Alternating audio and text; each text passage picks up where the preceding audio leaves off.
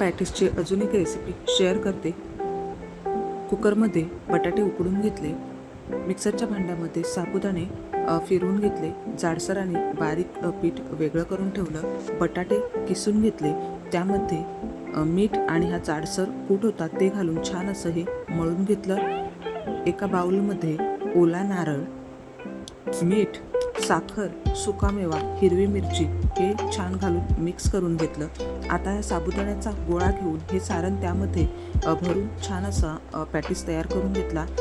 जे साबुदाण्याचं पीठ होतं त्यामध्ये हा घोळवून छान असे तेलामध्ये हे तळून घेतले। उपवासाची चटणी बनवून घेतली। तर आजचा हा व्हिडिओ तुम्हाला कसा वाटला कमेंट करून नक्की सांगा। व्हिडिओ आवडल्यास लाईक आणि शेअर करा। चॅनलवर नवीन असाल तर सबस्क्राईब करायला विसरू नका।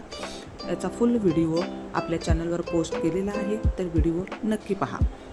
चला तर आषाढी एकादशीच्या तुम्हा सर्वांना खूप खूप शुभेच्छा। धन्यवाद।